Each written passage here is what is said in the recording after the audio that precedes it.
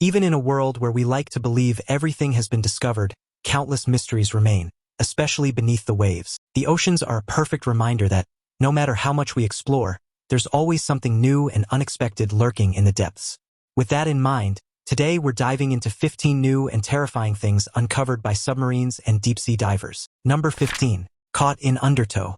Large bodies of water are always scary. There are a lot of unknowns when it comes to the world's oceans. Sometimes a day at the beach can become a nightmare. And it's not only sharks that make these bodies of water scary, because there's another threat that's equally as fatal. We're talking about rip currents. Rip currents rack up about 150 deaths every year in the United States alone. In some states, there are more deaths from rip currents than natural disasters, and about 80% of beach rescues are related to rip currents, not sharks. And just like there are a lot of unknowns with the oceans, unfortunately, there's still a lot of misinformation about rip currents. Swimmers don't know what the best advice is. The first thing to understand is exactly what a rip current is. A rip current is a narrow and strong movement of water that runs perpendicular to the beach. They can range from 200 to 2,500 feet in length, and they're usually less than 30 feet wide. What makes these rip currents devastating is their speed. They can go about 5 miles per hour or faster. The reason for their existence is that they come from regular ocean waves. Sometimes the waves are stronger than usual. When an external force pushes on the ocean, it creates a swell of water, and the water is passed to the ocean's surface. There's a lot more that goes into it, but for time's sake, they're powerful waves that are hard to escape. So how do you escape a rip current? The first thing to remember is to stay calm. You can't do anything if you're panicking, and it's important to fight your instincts because you'll want to fight the wave. You'll want to go against it and get back to land, but that's not smart. You'll only get tired. The best approach is to swim sideways and try to move parallel to the beach. This will help you get to the other waves. They're less threatening, and those waves will help you get back to your destination. Never use more energy than you need. To avoid rip currents altogether, you should always stick to shallow water and never go in the ocean by yourself. Rip currents can be very uncertain. One thing's for sure, the ocean can be terrifying. Number 14. Sea snake stalker. They say that drinking makes people look more attractive. We guess the same can be said when a snake can't see that well, because this next story is about a sexually frustrated snake who attacked a scuba diver. Yeah, you heard that right. It happened in Australia when a scuba diver came into contact with a giant male sea snake. With bad vision, the sea snake mistook the scuba diver for a potential mate. This would have probably been a funny story for the scuba diver to tell his buddies when he got back to land, but it was pretty scary for that man because the sea snake was venomous. So the fact that the reptile was coiling his fins and even chasing the scuba diver around was some life-threatening stuff. What's amazing is that it isn't all that uncommon. There was a study where researchers analyzed 158 similar interactions that involved olive sea snakes. They did this over several years in the Great Barrier Reef, and what they found was that these types of interactions happened during the reptile's mating season. The researchers could tell that the snake was sexually frustrated because he was exhibiting mating rituals that are only seen during the season. One of the first researchers to notice this behavior was a man named Tim Lynch. He collected this type of data in the mid-1990s, and he was the one to link the snake's behavior to the mating season along with the odd behavior toward humans. He's now a research scientist at CSIRO. As for the scuba diver, we hope that he joined a dating site and stayed away from the waters for a little bit. Number 13. Underwater Fantasyland. We've already covered a cloud on the water. How about an underwater Fantasyland? Right off the coast of Ayia Napa in Cyprus is a museum. But not just any museum. You have to be wearing swim gear to visit it. Trust us, it's definitely worth a suggested donation. It's called the Museum of Underwater Sculpture. This museum has 93 art installations, and they're all made from high-quality marine stainless steel and pH-neutral concrete that helps lower marine life to start growing on it, just as artificial reefs would. This was all created by sculptor and photographer Jason DeCaires Taylor and runs about 8 to 10 meters deep. The beautiful thing about these art installations is that they're supposed to attract a wide variety of sea life. Think of it as an ice cream truck for fish.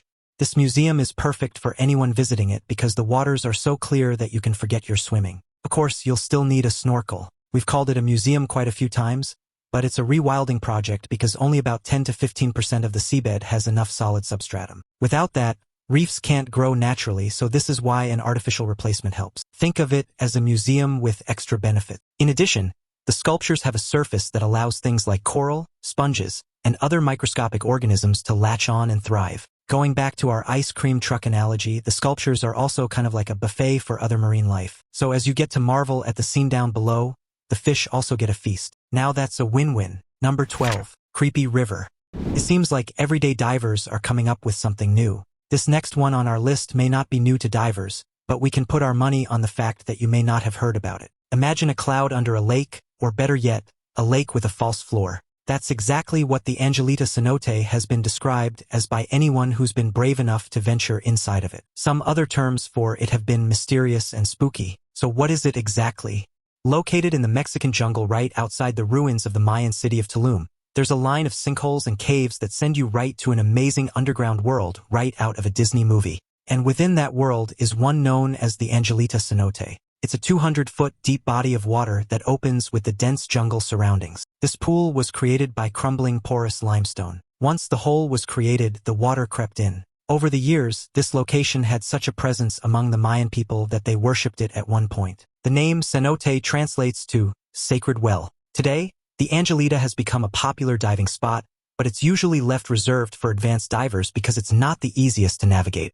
People say that it has a false floor that looks like a cloud because when you get down to the first body of water, which is about 25 meters deep, then you reach the second layer. And in between that layer of water, there's an underground cloud. It's not a real cloud, of course. It's thick hydrogen sulfide. It's made up of gases that leaked out of decomposing trees and leaves that fell from the jungle. No matter what it is, it's still a pretty cool thing to see. It's not every day that you see a body of water turning into a cloud. Number 11. Missing persons. Missing persons, no more.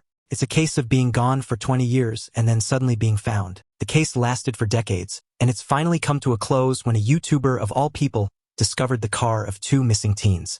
The teens that we're speaking about are Jeremy Bechtel, who was 17, and Aaron Foster, who was 18. Both of them had gone MIA on April 3, 2003, in White County, Tennessee. It was a mystery of all mysteries, because in 2003, Jeremy and Aaron had left the Foster home in Sparta and then had gone to a party in White County. That's where things got a little messy, because they never returned home. The last time that anyone saw them was around 10 p.m. on April 3rd. With little evidence, no leads, and more questions than answers, investigators were stumped. They were stumped for a long time. They did have one person they could question, and that was the last person who saw them, their brother Will. But he didn't have any answers either. He may have been the last person to see them, but that's where it ended. Then in 2022, there was a break in the case. It was reported that wells in White County had been dug up and the Foster's car had been found. The obvious explanation was that they were murdered and their bodies were abandoned near the well site. So who found them? It was a YouTuber named Jeremy Sides out of Atlanta, Georgia. He specializes in solving cold cases. He does so by using state-of-the-art sonar technology.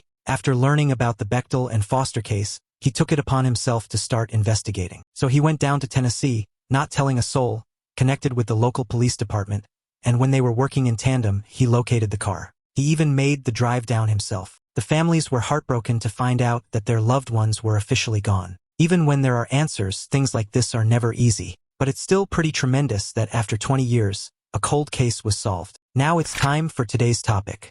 A group of researchers on a deep-sea expedition to locate rare earth minerals near the Galapagos Rift encountered something that has left the scientific community stunned. The submarine, designed for mineral exploration rather than wildlife observation, was equipped with only basic cameras. The crew expected nothing more than volcanic ridges and hydrothermal vents, until their comms went silent. Moments later, the crew's terrified voices broke through the static, describing a massive, shadowy figure circling their sub.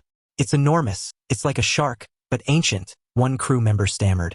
The submarine's lights barely illuminated the creature, but its sheer size and jagged teeth were unmistakable. The crew managed to capture a single photo using the sub's default camera, and the image reveals what appears to be a massive, prehistoric shark. Marine biologists reviewing the photo believe it could be a species thought to have gone extinct millions of years ago, possibly a descendant of the megalodon. The submarine's lack of advanced imaging equipment has left many questions unanswered, but the crew's shaken accounts and the haunting image have sparked global debate. Was this a relic of the ancient ocean, or something entirely new? The discovery has left the world wondering what else might be lurking in the depths of the Galapagos Rift. Number 10. Whale shark rescue.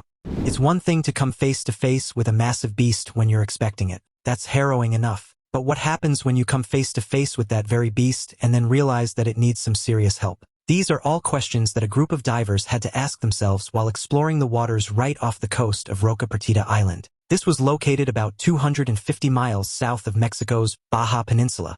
Boy, they were in for quite a shocker. What happened was almost like out of a Godzilla movie, because emerging from the foggy water beneath them was a massive whale shark. Obviously, at first glance, that's startling. But then upon a closer inspection, they realized that the shark was wrapped in a thick rope. Not only that, but it was strangling the whale shark. Needless to say, the divers had a decision to make: save the whale or just keep going. Of course, without hesitation, they took action and tried to cut the whale loose. As you can see, the video from this amazing rescue shows the very minute at which the whale was freed by the divers. This all happened in 2012, but for whatever reason, it's become popular again. It may have been humans who saved this whale, but the unfortunate truth is that the whale was probably accidentally caught because of humans. Luckily for the whale, it survived. Now that's a whale of a tale. Number 9. Riding the subway. We've all heard of catching waves or subway surfers, although we don't recommend the second one. Well, what if we told you that a couple of divers got so close to a submarine that they could have ridden it like a skateboard? This is exactly what happened when these two divers in this TikTok video came terrifyingly close to this submarine. They were so close that you could hear the hum of the giant beast underwater. In the video, they posed a question of whether or not the viewer would be risky enough to go that deep and that close to a submarine. The somewhat high-pitched hum of the submarine itself created a horror movie-type feel to the whole video. Originally, these divers were down there to free-dive a shipwreck when they were startled to see a submarine coming right their way. It's not often that we get to hear what a submarine sounds like underwater, but judging from the sound, some hums are best left underwater. Would you be daring enough to swim meters down and get that close to a moving submarine? What about riding it like a surfboard? Number 8. Mysterious offering to the gods. We've heard about leaving cookies for Santa Claus. If you want to give the guy some treats for leaving you good gifts, but what about leaving offerings to supernatural deities? That's apparently what's been going on in Lake Titicaca in the Andes. It was a team of archaeological divers who uncovered a bunch of treasures at the very bottom of the lake. This saw them find a puma that was carved out of blue gemstone. It also had gold medallions and a turquoise stone pendant. No, it wasn't just one person who left their jewels down at the bottom of the water. With all their expertise in the field, these researchers had determined that the riches were probably offered to supernatural deities only about 1,000 years ago. The divers described the experience as surreal, with the lake's cold, clear water revealing glimmers of gold and blue as they sifted through the silt. Some of the artifacts were so well preserved that intricate patterns and symbols could still be seen, hinting at the spiritual significance behind each piece. The puma, in particular, was believed to represent power and protection, making it a fitting offering to the gods. Local legends say that Lake Titicaca was the birthplace of the sun, which only adds to the mystical aura surrounding these discoveries. The team also found evidence of ancient ceremonial platforms, now submerged, where rituals may have taken place. Each new find paints a richer picture of the Tiwanaku people and their deep connection to the lake. The story has inspired modern-day locals to celebrate their heritage with festivals and reenactments on the lake's shores. Now, the people who made these offerings were from the Tiwanaku culture. They resided around the Andes Mountains from the years 500 to 1100. But it didn't stop there. They had figured out that these people used boats to get to the middle of Lake Titicaca and then made the offerings there. Over the years, it's thought that the tiny island that they had traveled to had fallen into the water. That's most likely why the gems got buried. Santa Claus might actually like a blue gemstone over a cookie now and then, but he probably wouldn't want to travel to Lake Titicaca to get it. Number 7. Sunken City. We've all heard about the lost city of Atlantis, but what about the sunken city of Baiae? Move over, Aquaman, there's a new city to explore. Located in Baiae, Italy, they say that this sunken city used to be the Las Vegas of its heyday. And now it sits quietly underwater. It had existed for centuries, and it was a place that the rich and powerful would frequent. It almost sounds like Manhattan. The scary part about this place was that it was located over natural volcanic vents and was said to have had healing medicinal hot springs. Talk about an awesome spot. Figures like Nero, Cicero, and Caesar loved to visit this sprawling city. Today, divers can swim through ancient mosaics, marble statues, and the remnants of luxurious villas, all eerily preserved beneath the waves. Some of the mosaics are so detailed that you can still make out the patterns and colors, even after centuries underwater. Archaeologists have even found marble columns and intricate floor tiles, giving a glimpse into the opulence that once defined Baiae. Guided underwater tours let visitors float through what used to be grand banquet halls and private bathhouses. Occasionally, the volcanic vents still bubble, adding a surreal, otherworldly feel to the submerged ruins. The city's sunken streets and courtyards are now home to schools of fish and curious octopuses, making it a paradise for both history buffs and marine life enthusiasts.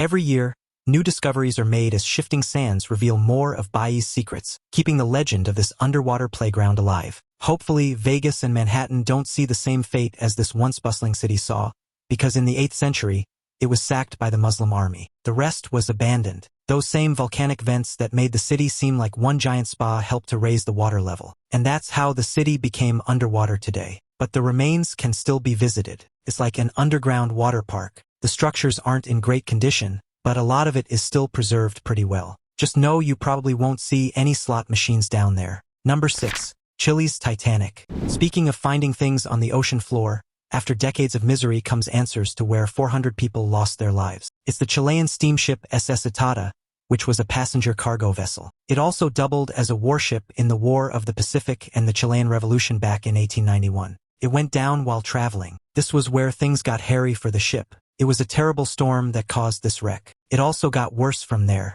Historical records state that amongst the 400 passengers on board, a lot of them tried to escape by lifeboat, but the waves proved to be too strong. Divers who first approached the wreck described an eerie silence, broken only by the distant hum of their equipment. The ship's hull was still mostly intact, resting on its side, with barnacles and sea life now claiming it as their home. Personal belongings, like porcelain cups and rusted tools, were scattered across the seabed, offering a haunting glimpse into the lives lost. Some of the ship's cannons and cargo crates were still visible, preserved by the cold, deep waters. The discovery brought closure to many families who had wondered for generations what happened to their ancestors. Underwater robots captured haunting images of the wreck, which were later shared with the public in a moving documentary.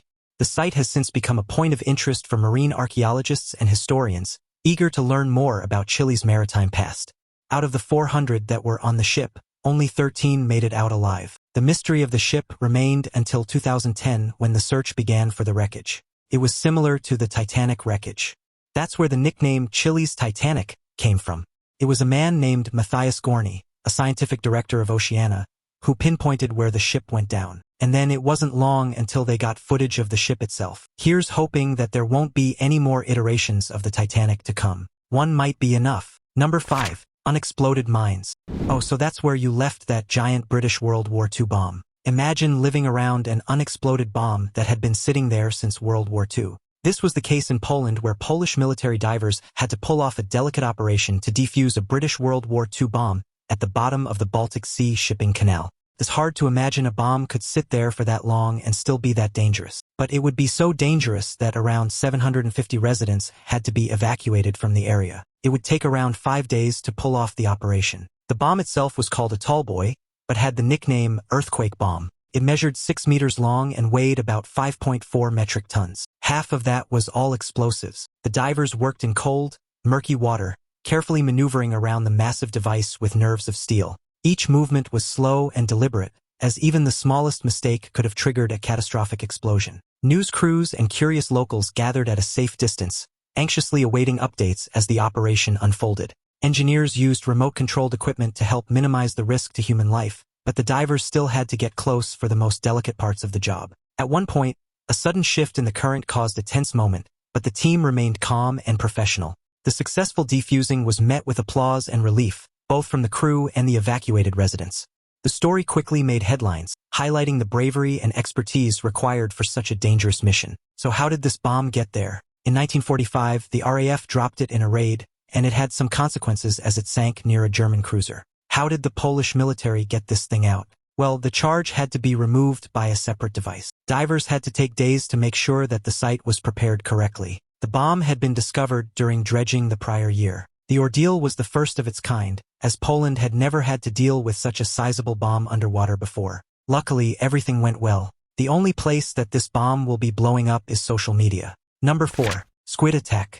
When it comes to the ocean, there's still so much that we don't know. We don't know what type of sea life is left to be discovered. We also haven't navigated to the depths of many areas in the ocean around the world. If it was a video game map, there would be so many parts of it blacked out. But one thing's for sure that we do know: some sea creatures have no hesitation to attack. One of those creatures that likes to attack more than we had thought is rumored to be a giant squid. Throughout history, there have been many accounts of giant squids attacking humans and their boats. More specifically, the Humboldt squid. Divers who have encountered Humboldt squid describe them as aggressive and incredibly fast, with flashes of red and white as they communicate or become agitated. Some fishermen in the Pacific have shared stories of squids grabbing their catch, and sometimes their equipment, right out of their hands. The Humboldt squid, sometimes called the red devil, can grow up to 6 feet long and has a powerful beak capable of crushing bone. Their tentacles are lined with sharp, toothed suckers that can leave deep marks on anyone unlucky enough to get too close. In some rare cases, entire schools of these squid have surrounded boats, creating a scene straight out of a maritime horror story. Scientists are fascinated by their intelligence and complex hunting strategies,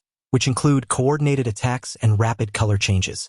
Despite their fearsome reputation, these squid are also a vital part of the ocean ecosystem, keeping populations of smaller fish in check. These are the squids that have been told in stories dating back to the 18th century. Some referred to them as the Kraken. One of the last known giant squid attacks comes from 2003 when a French yacht sailing encountered a 26-foot-long squid that attacked the boat. This has led many to wonder how dangerous squid actually are. Some scientists believe that squids are harmless until provoked, while others believe that they attack when they want to attack. We're not sure if they're dangerous or not, but we do know that we'll probably leave it up to those sailors to find out. Number 3. Baby Godzilla. Wait a minute, it's not Godzilla. It's a little too small. That's Baby Godzilla. More specifically, it's a marine iguana. Of course, they've been called baby Godzillas for how they look. To the uninitiated, they can be a little terrifying, but they won't be stomping any buildings. They're most notable for their tendency to feed in shallow marine waters. Instead of eating people, they eat algae. They dwell on rocky shores near the water. When the tide is low, you can often spot them basking on sun-warmed rocks, soaking up heat before their next swim. Their dark, rough skin helps them absorb sunlight quickly, which is essential after a chilly dip in the ocean. Some marine iguanas can dive as deep as 30 feet, holding their breath for up to 30 minutes while they graze on underwater algae. Watching them move through the water, you might mistake them for miniature sea monsters, their tails undulating powerfully behind them. During mating season, males develop bright red and green coloring, making them even more striking against the volcanic landscape. Young iguanas must be quick and alert, as predators like hawks and snakes are always on the lookout. Despite their tough appearance, these creatures are surprisingly gentle and shy around humans. When people don't think of them as Godzilla, they often compare them to alligators. They swim much like snakes. Whether similar to Godzilla's ability to swim while also being able to navigate on land, now instead of Godzilla's ability to spit fire, these iguanas sneeze out salt. This is mainly because as they eat underwater, they take in a lot of salt water. And that's because they need to prevent themselves from becoming dehydrated. That's a pretty cool trick. Not as cool as burning down buildings in movies, but it'll do. On a serious note, these iguanas can be considered close to extinction. Because of this, they have complete legal protection in the Galapagos Islands. It's not necessarily people who are threatening their existence. It's invasive species. With a little awareness, these iguanas should be around for a long time. Number 2. Nomad Jellyfish. The jellyfish are coming. That's what the people of Antalya are saying. Turkish media has reported that thousands of dangerous jellyfish have landed on the shores. They're known as white jellyfish travelers. They can inflict pretty painful injuries to humans. This is because they have something called vermicular filaments, which are essentially venomous stinging cells. Swimmers have described the sensation as a sudden, burning shock that lingers long after leaving the water. Lifeguards have been busy posting warning signs and handing out vinegar, which is said to help neutralize the sting. Some locals have even started wearing protective clothing when they go for a swim, just to be safe. The sudden influx of jellyfish has also attracted curious tourists, eager to snap photos but careful not to get too close. Marine biologists are taking samples and monitoring the situation, trying to understand if this is part of a larger migration pattern. Fishermen, meanwhile, are frustrated, as the jellyfish clog their nets and make their daily work much more difficult. The reason that the people here should be on the lookout is that the currents can sweep the nomad jellyfish onto the shore. This occurs because of fluctuating weather. It's temporary, but the people still need to look out, because coming in contact with one of those jellyfish could pose serious consequences. Number 1. Cargo plane. Some things are left best to the imagination, and this is because the actual sight of them can be eerie. This is the case for Transair Flight 810, which was found around 2 miles offshore from Waikiki Beach on the island of Oahu. The plane went down, and photos were just released from the National Transportation Safety Board. The wreckage is spooky. When divers first approached the site, they were met with the surreal image of the plane's nose buried gently in the sand, as if it had landed there on purpose. Schools of curious fish darted in and out of the open cargo bay, weaving through the twisted metal and floating debris. Sunlight filtered down in shimmering beams, illuminating the ghostly outline of the fuselage. Some divers reported feeling a chill as they swam through the cabin, where empty seats and scattered cargo told the story of the crash. The eerie silence underwater was broken only by the sound of their own bubbles and the distant creaks of settling metal. Marine life had already begun to claim the wreck, with corals and sea anemones attaching themselves to the engines and landing gear. It was a haunting reminder of how quickly the ocean reclaims what falls into its depths. When the plane had gone down, the 2 crew members on board were rescued by the Coast Guard and fire department. It had gone down because the Boeing 737-200 cargo jet needed to make an emergency water landing. The plane was found later on the seafloor. Most of the major components of the airplane were located. This includes the fuselage, wings, tail, and both engines. But there's something eerie about seeing the plane sitting on the floor of the ocean, as you can see in these photos. Maybe it's the black and white coloring, or maybe it's just the fact of how intact it looks. Either way, it's pretty interesting to see. The world's oceans are full of mystery. Whether it's poisonous jellyfish or airplanes resting on the seafloor, you never really know what you'll discover beneath the surface. More often than not, what you find can be truly terrifying.